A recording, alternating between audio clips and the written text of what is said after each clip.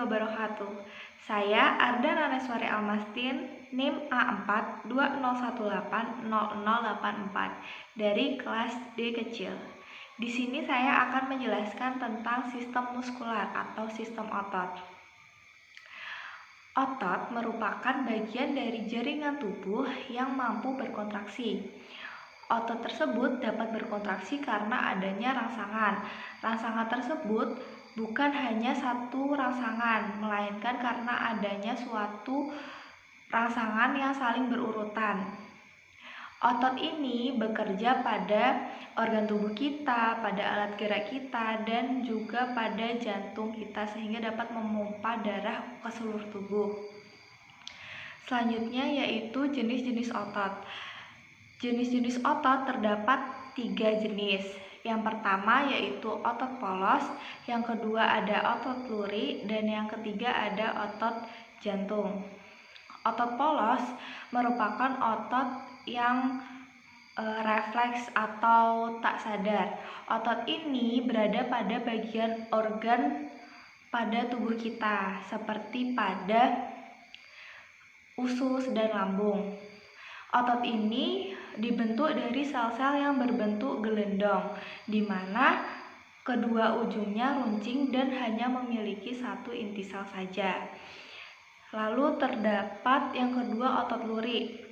Otot luri ini otot yang menempel pada rangka, sehingga otot ini merupakan otot yang bekerja secara sadar.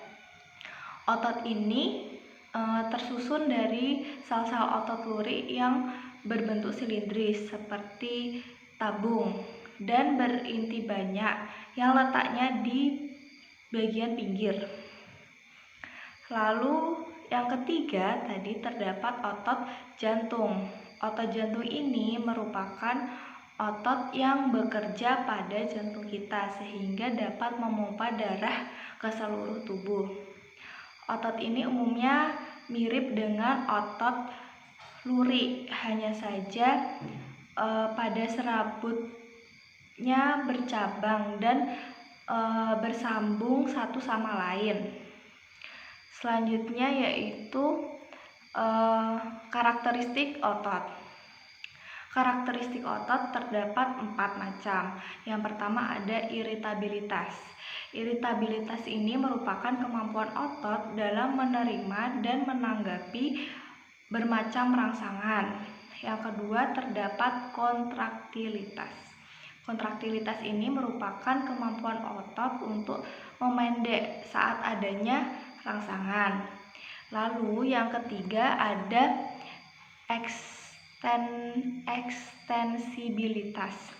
Ekstensibilitas ini merupakan kemampuan otot yang dapat memanjang, baik dalam keadaan pasif maupun saat keadaan aktif. Lalu yang keempat terdapat elastisitas. Elastisitas ini merupakan kemampuan otot yang dapat kembali seperti semula atau dapat kembali pada saat otot itu berada pada waktu istirahat dan bentuk normal. Selanjutnya yaitu sifat kerja otot. Sifat kerja otot terbagi menjadi 2. Yang pertama ada antagonis dan yang kedua yaitu sinergis.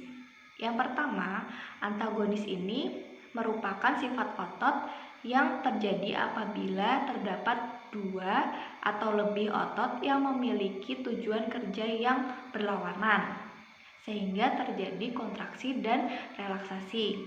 Yang kedua yaitu sifat otot sinergis. Sifat otot sinergis ini terjadi apabila terdapat otot yang kontraksinya menimbulkan gerakan yang searah. Sifat antagonis contohnya yang pertama yaitu ekstensor dan fleksor. Ekstensor merupakan gerak yang meluruskan, fleksor merupakan gerak yang membengkokkan.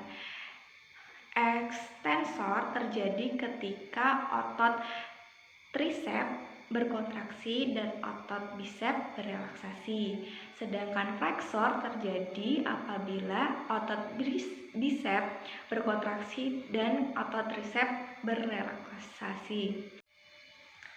Lalu terdapat abduktor, dan aduktor. Abduktor merupakan gerakan menjauhi badan dan aduktor merupakan gerakan mendekati badan.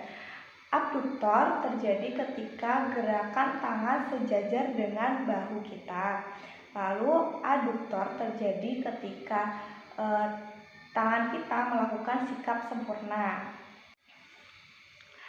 Selanjutnya yaitu depresor atau gerak ke bawah dan elevation atau gerak ke atas. Depresor terjadi ketika kepala kita bergerak menunduk, dan elevation terjadi ketika kepala kita menengadah. Lalu terdapat suprinator dan pronator. Suprinator atau menengadah terjadi saat telapak tangan kita menengadah. Lalu pronator terjadi saat telapak tangan kita menelengkup. Selanjutnya yaitu contoh dari sifat otot sinergis. Contohnya yaitu pada pronator teres dan pronator quadratus. Sifat ini contohnya pada saat telapak tangan kita menengadah dan menelungkup. Selain itu ada pada saat otot-otot antar tulang rusuk bekerja sama. Contohnya saat kita menarik nafas.